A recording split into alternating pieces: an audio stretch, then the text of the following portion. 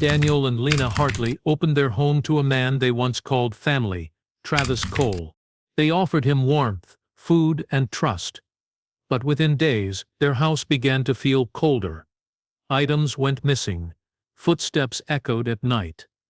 And when the silence finally broke, it left behind 3 bodies, a missing truck, and a trail of horror stretching across state lines. What happened inside the Hartley home, and who was Travis Cole before he knocked on their door?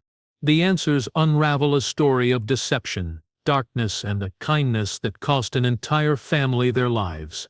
Daniel Hartley was the kind of man everyone in the small town of Maple Hollow respected. He wasn't flashy or loud, just dependable. He worked as a mechanic at Carlson's Auto, a place with more oil stains than square footage, and he always came home smelling like motor grease and worn-out rubber. Life was simple. He had a wife he adored and a daughter who could make him laugh on his worst days. Lena, his wife, worked as a social worker. Her job was emotionally exhausting, but she never complained. They had a modest home, 2 cars that ran just fine, and a little savings set aside for Maya's future. It was an ordinary Thursday in April when Daniel's routine took a turn. He stopped by the gas station on Oak Street after work, planning to grab a cold soda and a snack. But as he stepped out of the truck, he saw someone slumped near the side wall of the building. The man was sitting on a crate, his clothes filthy and his hair tangled. At first, Daniel looked away. People in that condition made you uncomfortable even if you didn't want them to. But there was something familiar in the way the man rubbed his temples, the way he muttered to himself. Daniel paused. He took a few steps closer and looked again. That wasn't just anyone. It was Travis Cole. They hadn't seen each other in over 10 years. Back in high school, Travis was the loud, funny one, always pulling pranks, getting detention, but never truly malicious. They'd worked on cars together after school, dreamed about opening their own garage, but life had taken different roads. Daniel had stayed, Travis had drifted. Daniel crouched in front of him and quietly said his name. Travis flinched at first, his eyes red and wary. When recognition hit, it came slowly, like a fog lifting. His voice was rough when he said Daniel's name back. His teeth were yellow, and his cheeks sunken. He looked like he hadn't slept indoors in weeks. They talked for 10 minutes, maybe 20. Daniel bought him food and sat with him while he ate, listening as Travis gave pieces of his story, how he lost his job after the factory downsized, how his girlfriend left, how he tried couch surfing, but eventually the couches ran out. He'd been sleeping in his car until that broke down too. Now he had nothing. Something about the way Travis spoke made Daniel uncomfortable. There was a forced calmness to it, like someone trying not to scream. But at the same time, Daniel couldn't ignore the guilt rising in his chest. This was a guy he used to call his best friend. Later that evening, Daniel brought it up to Lena. He said Travis just needed a few days, a shower, some hot meals, a warm bed. Lena hesitated. She always trusted her instincts, and something about this didn't sit right. But Daniel insisted. He promised it would only be for a short while, just until Travis found his footing again. Lena didn't argue. Not out loud. She loved Daniel and respected his compassion. The next night, Travis came home with Daniel. He had only one bag, stained and falling apart. He said thank you, like he hadn't spoken those words in years. Maya peeked around the corner from the hallway and waved shyly. Travis smiled back. Nothing felt wrong, not yet. But behind Travis's eyes, something hid. Something that didn't match the words he spoke, or the way he carried himself. Daniel couldn't see it. Lena tried to ignore it. That night, as the family slept peacefully upstairs, Travis lay awake in the guest room, staring at the ceiling with eyes wide open. Not blinking, not resting. And from that moment on, the Hartley household would never be the same again. Travis Cole settled into the Hartley home quietly, almost too quietly. He kept to himself most of the day, claiming he needed rest or wasn't feeling well. Daniel tried to make him comfortable, brought him extra blankets, offered him use of the TV, even gave him a spare set of house keys. Lena watched from the sidelines, polite but distant. Something about Travis's presence stirred an uneasy tension in the air, like the house itself knew a stranger had entered. The first few days passed without much incident. Travis ate meals with the family, usually in silence. He barely touched the food, but thanked Lena with a forced smile. He offered to help around the house, took out the trash, swept the porch, even fixed a leaky faucet in the guest bathroom. Daniel praised him, glad to see his friend trying. But Lena noticed how Travis never looked her directly in the eyes. Then came the small things. On a Thursday morning, Lena reached into her jewelry box to find her gold bracelet missing.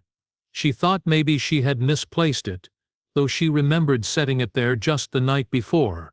She didn't mention it at first. A few days later, Daniel couldn't find his silver watch, the one he wore every day, the one he placed on the kitchen counter after work.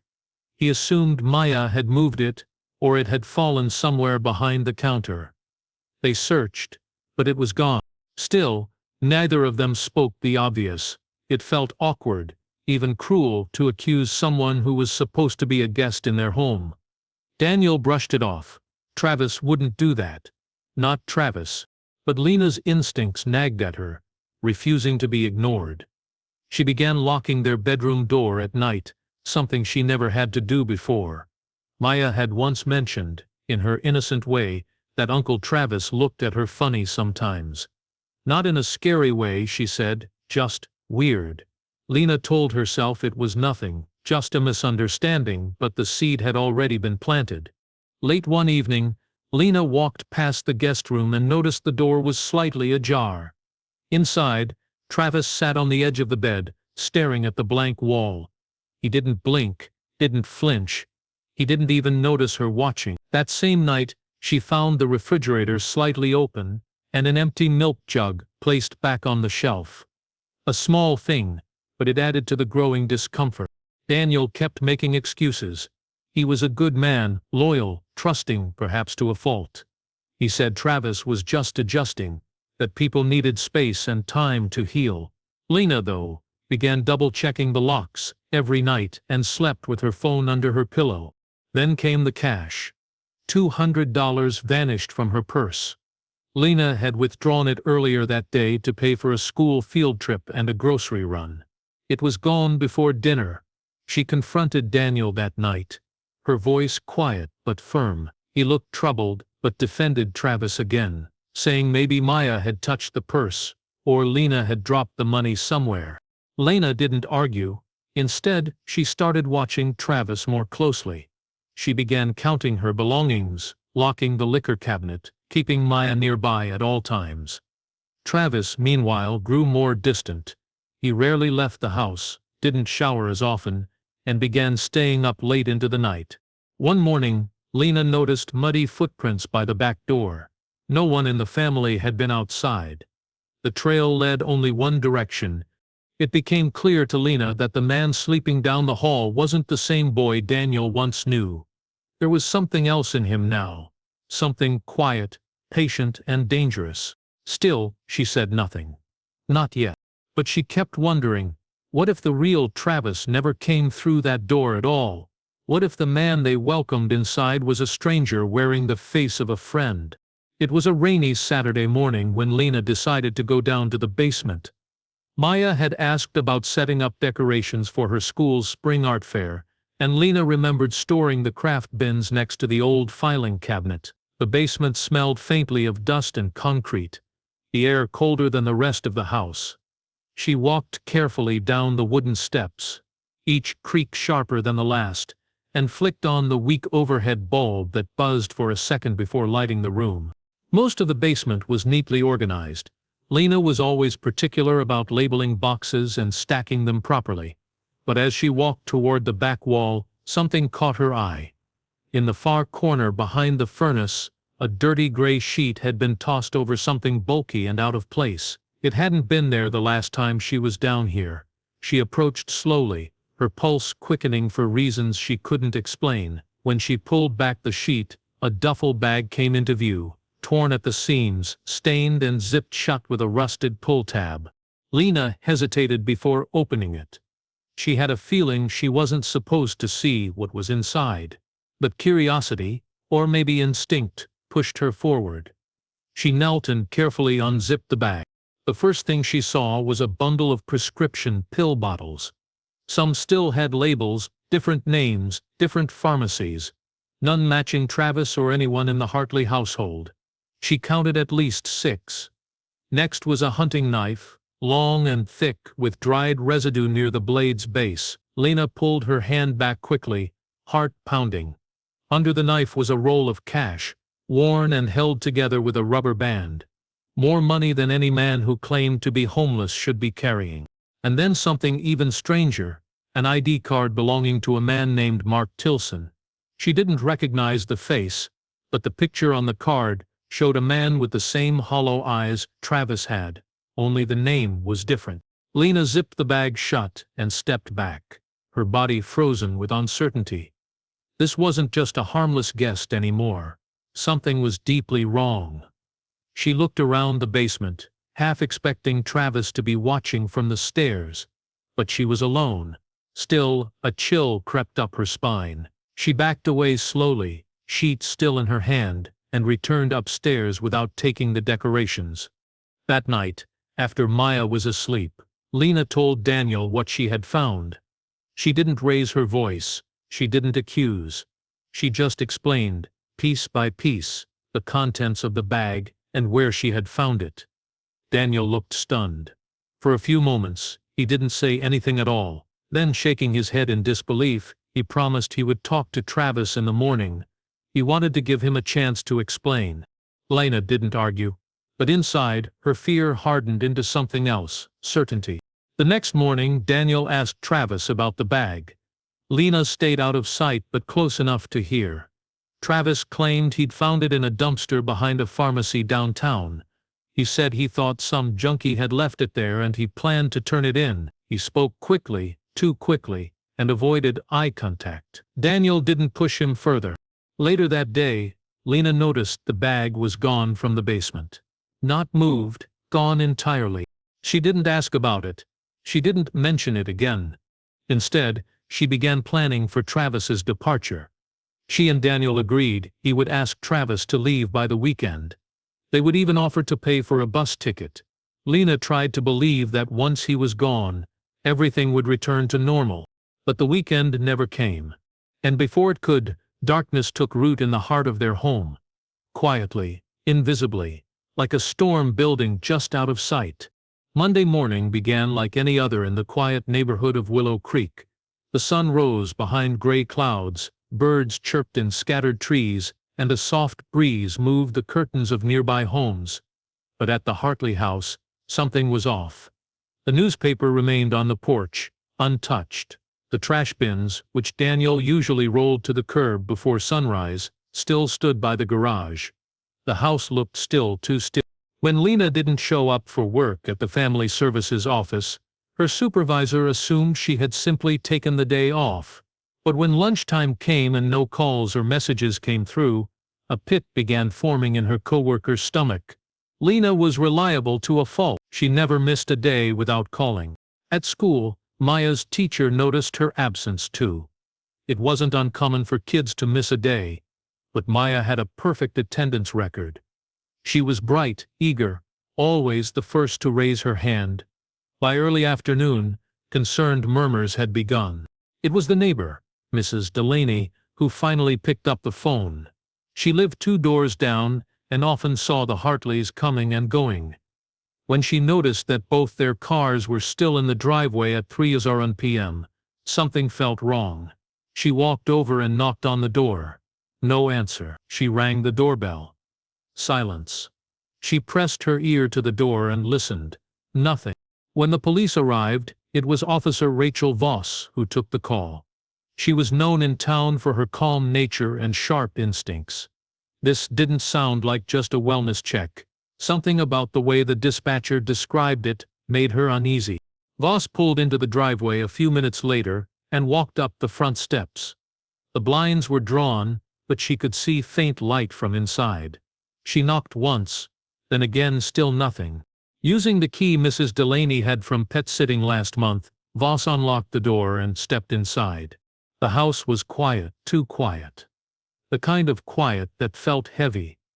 A plate of toast sat uneaten on the kitchen table.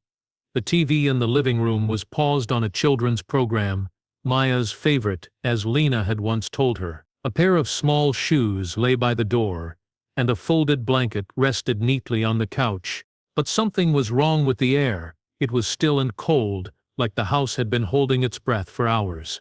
Voss moved slowly, her hand instinctively resting on her holster. The hallway was dim, and as she walked toward the bedrooms, her unease grew. The master bedroom door was closed. She turned the knob carefully and pushed it open. Inside, the room was dark except for a sliver of light coming through the curtains.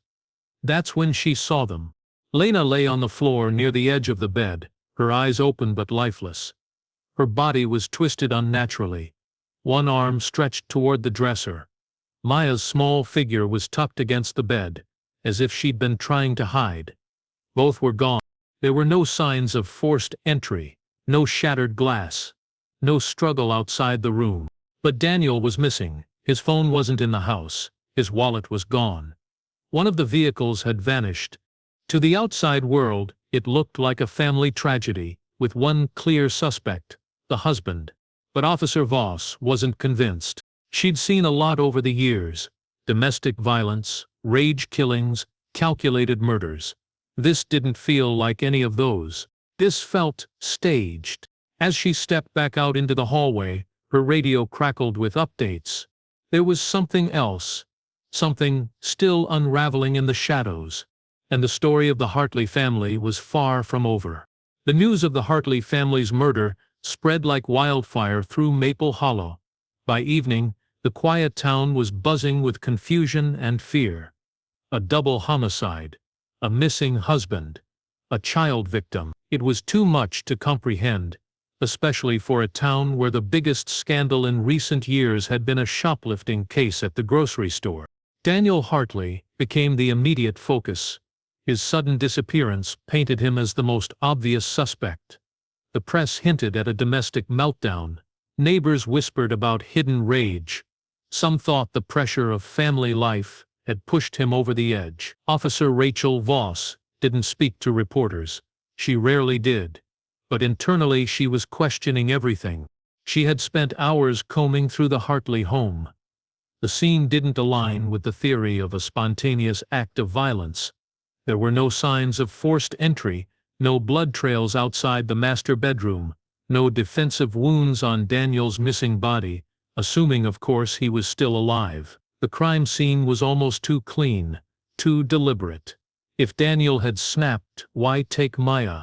Why disappear without leaving a note, a message, a single explanation? Voss sat in her car that evening, reviewing the surveillance footage from a gas station 5 miles north of the Hartley home. The timestamp read 6:17 a.m., just hours after the murders would have occurred. A man was seen driving away in Daniel's truck. He had a hoodie pulled tight over his head, sunglasses covering his eyes. At first glance it could have been Daniel, but something didn't sit right. She paused the footage and zoomed in. The posture, the build, the hands. It wasn't Daniel. It was Travis Cole. Voss stared at the screen, her instincts sparking like live wires. Travis had barely been mentioned during early questioning. A friend, a temporary guest. Nothing more. But now, the picture was shifting.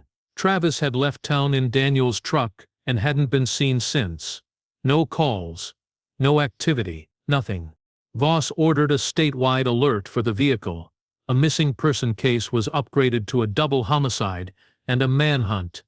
Daniel was no longer the prime suspect, he was potentially the third victim, but there was still no trace of him. The next day, a tip came in from a woman who managed a roadside diner near the Arkansas border. She remembered a man matching Travis's description, paying in cash for a meal and acting strange. He kept checking the windows and left before finishing his food. She didn't get a license plate, but she remembered the truck had a dent in the rear bumper. Voss cross-referenced that detail with the Hartley's vehicle and confirmed the match. Travis was on the move. Still, the question loomed. Where was Daniel? Theories swirled within the department. Had Travis taken him hostage? Was he killed and dumped somewhere along the highway? Voss wasn't ready to guess. She needed evidence. Answers. That same night, a local hunter stumbled upon something unusual in a patch of forest about 40 miles outside town. Fresh tire tracks. A pile of disturbed soil. A piece of torn fabric clinging to a branch. The hunter called it in, uneasy and unwilling to investigate alone. Voss arrived within the hour. The search team worked in silence, careful and methodical, and then they found it, partially buried beneath leaves and soft dirt. A body, male, Daniel Hartley. His face was bruised. There were deep wounds in his side, and dried blood covered his shirt. No sign of a struggle nearby. It looked like he'd been lured there, or forced. Voss stood over his body for a long time. Daniel had tried to protect his family, that much was clear now. But he had underestimated the danger he had invited into his home, and the man responsible was still out there somewhere, wearing a stolen identity, running further with every hour that passed. The forest where Daniel Hartley's body was discovered stretched for miles, a dense web of trees and silence. Officer Rachel Voss stood near the edge of the shallow grave, her boots sinking slightly into the damp earth. The scent of wet soil and decaying leaves clung to the air. Forensics worked carefully, documenting every inch of the site, but Voss's attention was fixed on Daniel's lifeless form. His hands had been bound at some point. Bruises on his wrists told that story. The stab wounds were clean but forceful, driven with intent, not rage. This wasn't a panic kill, it was planned. Voss had seen a lot in her years, but this one felt personal. Daniel had trusted someone, opened his home, and now he lay buried like garbage in the middle of nowhere. They recovered a few tire impressions nearby, standard pickup treads, consistent with the Hartley's missing vehicle, but no tracks leading out. Travis had covered his movements well, but not perfectly. Forensics picked up on a partial boot print near the burial site, a match for a hiking shoe sold at only a few regional stores. It wasn't much, but it was something. The news of Daniel's death broke the next morning, and the town's sorrow turned to shock. The idea that he had killed his wife and daughter had already strained belief. But now it was clear, he hadn't run. He'd been hunted. The last person to see him alive, Travis Cole, was now officially the prime suspect in a triple homicide. Voss expanded the investigation, working with neighboring counties and FBI analysts. She dug into Travis's past, hoping for a clue. What she found made her stomach twist. Travis had moved often, rarely held a job for more than a few months, and had no known family. But there were whispers in old records, evictions, fights, restraining orders, nothing that had led to convictions, but a pattern formed, instability, manipulation, and a talent for disappearing just before things got ugly. One file stood out. 2 years earlier, in a neighboring state, a woman had filed a complaint claiming a man matching Travis's description had stayed with her cousin briefly. After he left, the cousin went missing. The case was never solved. The woman couldn't prove anything, but she swore the man's name wasn't Travis back then. It was Matt Tilson. Voss froze. That was the name on the ID Lena had found in the basement. Mark or Matt Tilson. It hadn't been a random false ID. It had been part of something darker, a habit. Travis didn't just run when life got hard. He embedded himself into people's lives, fed off their kindness, and when the illusion wore thin, he erased them. He was a predator, and Daniel had unknowingly opened the door wide. Voss ordered searches of nearby bus stations, motels and truck stops. She knew Travis was on the move, but his mistake had been stealing Daniel's truck. Every time he used a credit card, every gas stop, every toll road, it left a trace. 2 days later, surveillance footage surfaced from a motel in Oklahoma. A man wearing a hat and sunglasses was seen checking in under the name Cole Jensen. He paid in cash and stayed only one night. But there was no mistaking it. Voss identified him immediately. Travis. He was changing identities again, avoiding cameras, moving state to state. But he wasn't perfect. Each place he passed through left breadcrumbs. Voss sat in her office that night, maps spread out on her desk, pins marking his last known movements. She didn't say it out loud, but she felt it in her bones. This wasn't over. Not yet. Travis was trying to disappear, but he was running out of road. Travis Cole was a ghost on the move. Each time Officer Rachel Voss thought she was closing in, he slipped through her fingers like smoke. He had no digital footprint, no social media, no traceable bank account. Every gas station stop, every motel stay, was paid for in cash. He traveled light, never stayed more than one night in the same place, and left no witnesses who could clearly recall his face. Still, he made mistakes. The first came in Amarillo, Texas. A gas station attendant remembered a man with a strange energy, nervous but overly polite. He bought jerky, a lighter, and a prepaid phone. He asked for directions to a bus depot, but didn't take the bus. Instead, he drove away in a dusty blue pickup with a dent in the tailgate. The attendant remembered the plate was covered in dirt, not fully obscured, but deliberately so. Voss got the call within hours, and immediately dispatched units to search nearby routes. The stolen truck had now been confirmed crossing multiple state lines, and Travis's image captured in grainy security footage was sent to law enforcement nationwide. But Travis had already changed his look. He shaved his beard, bleached his hair, and wore baggy clothes.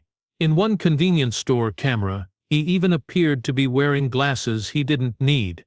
He was a chameleon, and he knew how to disappear. Still, Voss wasn't chasing randomly.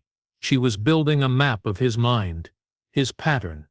He didn't travel aimlessly. He moved with purpose. She noticed he stuck to small towns and rest stops just outside major highways, like he wanted to be close to civilization, but not inside it. She sent agents ahead to stake out likely stops.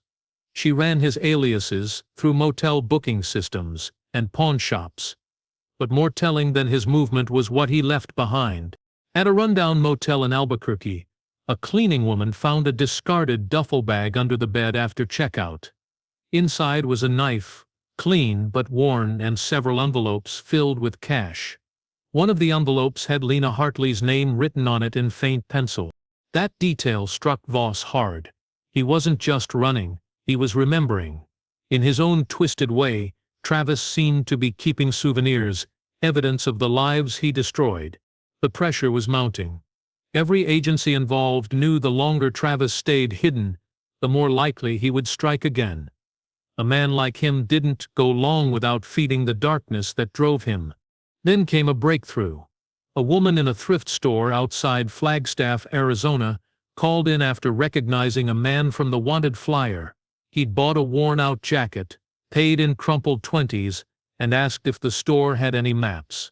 Old-school paper maps. She said he gave her the creeps, too polite with a hollow stare.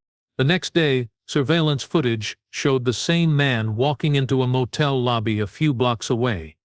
He signed the guest log as James Holt. He didn't look directly at the clerk, kept his hat low, and wore gloves, unusual for July in Arizona. That was all Voss needed. She coordinated with local police and SWAT, surrounding the building quietly just after midnight. Guests were evacuated. The room Travis had rented, room 207, was on the second floor, back corner. The window was closed, the curtains drawn.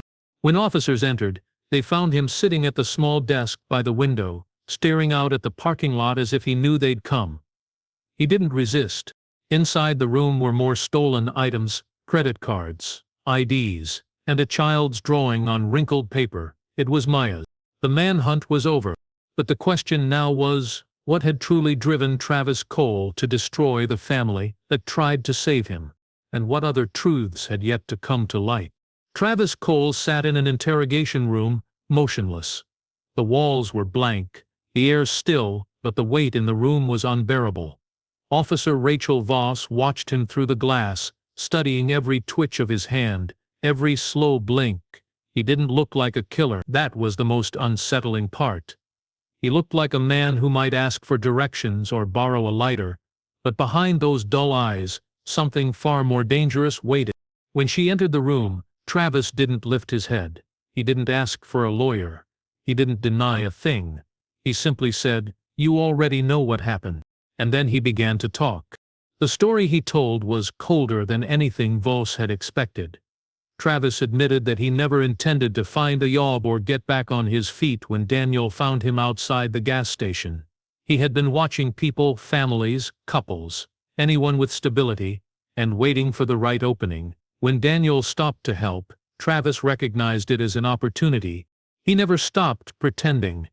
He studied the Hartleys, learning their routines, listening through walls, watching where Lena hid her keys, how Maya liked her cereal, where Daniel left his tools.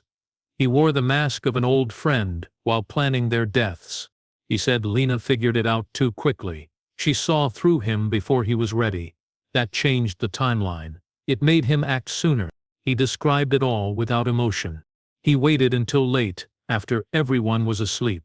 He used the knife from the basement, the one Lena had found earlier. He went to Lena first, then Maya, then Daniel, who fought back harder than he expected. That's why he had to drag him out of the house, because Daniel saw what he really was. The confession was chilling, but not surprising. What struck Voss most was the absence of motive in the traditional tense. There was no rage, no revenge, no gain. Travis killed simply because he could, because he wanted to be inside a life he didn't have, and when it didn't fit him, he destroyed it. During the search of the motel room, investigators found other pieces of the puzzle, IDs from people who had been reported missing across several states. Small personal items, rings, wallets, even a child's stuffed animal. Travis had been doing this longer than anyone knew. The Hartleys were not his first victims, just the last ones who gave him a home. When the case went to trial, the courtroom was packed. Locals who once smiled at Daniel in passing, who admired Lena's work, and waved at Maya on her scooter. They came to hear every word. The silence as Travis's crimes were laid out was suffocating. The jury took less than 3 hours. Life in prison. No chance of parole, no appeals. Travis was transferred to a maximum security facility where he spent his days alone under constant watch. He never asked for visitors, never wrote letters. He faded into the system, nameless and forgotten by most, but not by Officer Voss. Months later, she sat alone at her desk, staring at a framed photo of the Hartley family that had been sent to her by Lena's sister. There they were, smiling in the sunlight, arms wrapped around each other, eyes bright with the innocence of normal life. A life cut short by a man who came in through the front door wearing the face of a friend. The town of Maple Hollow eventually returned to its routines, but shadows lingered. Some doors stayed locked.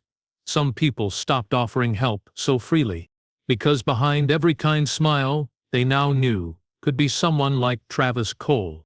And some monsters don't knock before they come in.